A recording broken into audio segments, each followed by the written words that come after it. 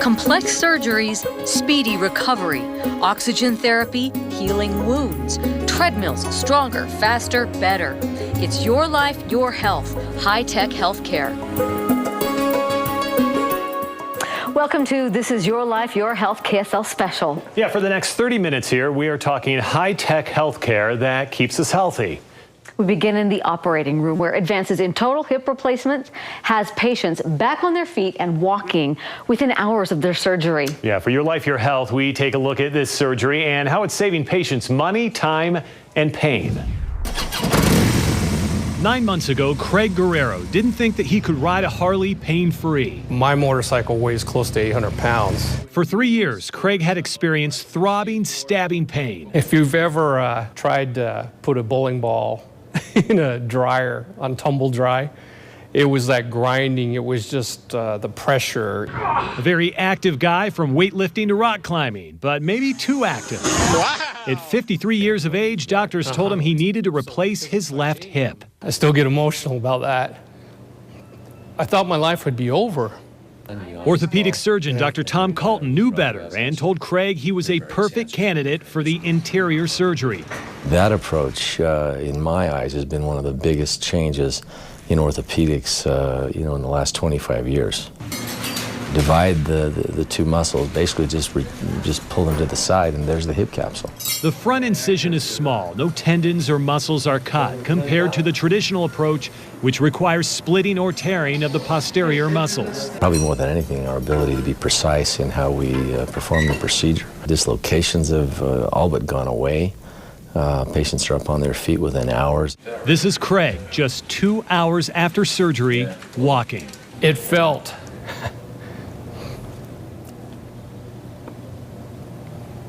it was the first time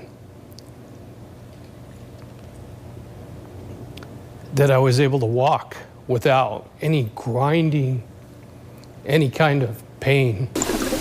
Now Craig is scuba diving, pain-free, and hitting the open road with the wind in his face. I'm not really limited to anything. I just have to remember that I actually had a hip replacement. How about that, huh? Last year, only 30% of orthopedic surgeons reported using the anterior procedure. That is up 10%, though, from the year before. And during a 30-day trial of the anterior approach, Intermountain orthopedic surgeons reported no readmissions for 190 cases. Deanie? Wow, that's impressive. And so is this. This may look like a toy, but doctors say 3D printing is the future of medicine. The technology is giving surgeons insights into complex cases before they even go inside the OR. Health specialist Heather Simonson joins us now with more. This is interesting what they can do. It's really incredible, Deanie. By printing a 3D model of a patient's anatomy, doctors take the mystery out of surgery. They can practice ahead of time, reducing risk and increasing accuracy when it's time to operate. 3 patients with a common bond, 3D printing. A St. George man with kidney stones, a Salt Lake grandmother with a tumor, and a Provo baby with a rare heart defect. I played in high school, a lot, but not so much since then. When Wes Nance felt pain, I'm trying to get old. I woke up most mornings with kind of a sore back and thought I needed a new mattress, but in the end it ended up being the kidney stones. his kidneys are low in his pelvis and tilted at an awkward angle. Dr. Jay Bischoff with Intermountain Healthcare turned to 3D printing to make a model of Wes's kidneys. Bischoff also used a virtual reconstruction of Wes's kidneys in the OR. His kidneys were loaded with these different forms of stones. What we were able to do is turn what was a very complex operation into a much simpler operation. Well, you look great. Thank you. Linda Green wants to stay healthy for her family. When Dr. Bischoff found her tumor, there seemed to be no chance of saving her kidney. This tumor was growing in the very business center of her kidney.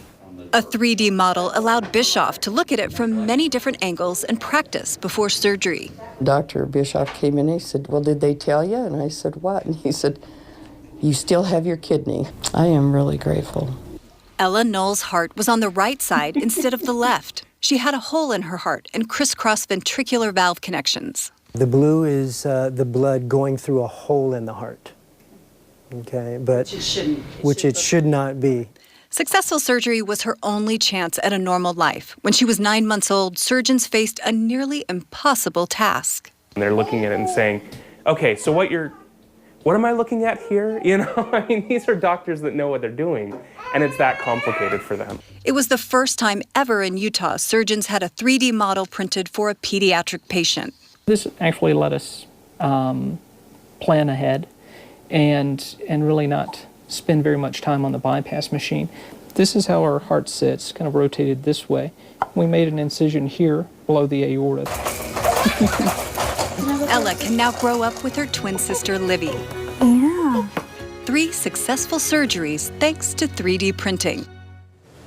Now, just like flight simulators for pilots, surgeons will be using 3D models for complex cases. Now, making virtual 3D images of a patient's anatomy that they peel apart on the screen is less expensive than the printed models. Deanie? Isn't that amazing? It makes so much sense, but it is just so high-tech to see what they're doing. Isn't it great to see and how detailed they are? Yeah. Great. Thanks, Heather. You're Mike? welcome. Well, some chronic conditions like diabetic ulcers and wounds that just will not heal often keep many from being active. But doctors are relying on some old Navy, that is to say, old Navy technology to change all that. For Your Life, Your Health, Ashley Moser shows us how hyperbaric chambers are restoring life and health to so many people.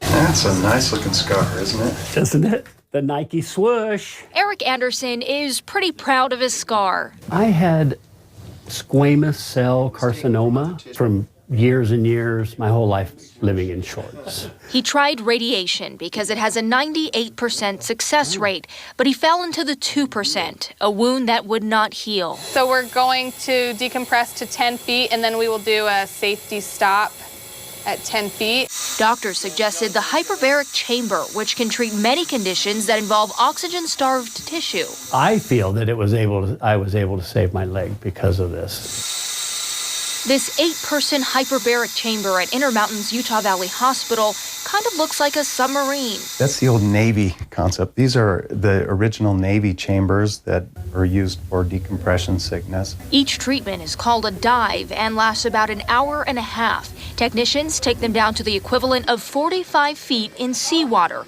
Most people take up to 40 dives in about 2 months' time. It was pretty exhilarating, really. I'd never experienced anything like that. Patients wear full diver's masks that seal around their neck, so they're breathing 100% oxygen. Oxygen is required by the body in order to initiate new sequences towards healing. Healing you can see. You could see the capillary growth going up to my wound, and it was amazing. They just wanted to amputate because it was so bad. Thank goodness for the people here at the wound clinic and the hyperbaric chamber, because they said, oh, we're not even close to that. Barbara Allen has seen the same kind of improvements. She slipped and fell on the ice last year. After surgery on her ankle, the wound never closed. Barbara kept very good track of her progress with pictures and noticed a difference after a week of treatment. I'm not back to walking, okay? I'm not back to, being me, quote unquote. But every day I look down and it's like, it's still here. If you can save a limb, you've really improved their quality of life. For Your Life, Your Health, Ashley Moser, KSL 5 News. Ashley, thank you. The FDA has approved hyperbaric treatments for 14 conditions, from certain infections, burns, as well as radiation and crush injuries. Still to come, diabetic teens turn to their phones to gain new freedom. And lace up your shoes. We are going warp speed running and running without gravity.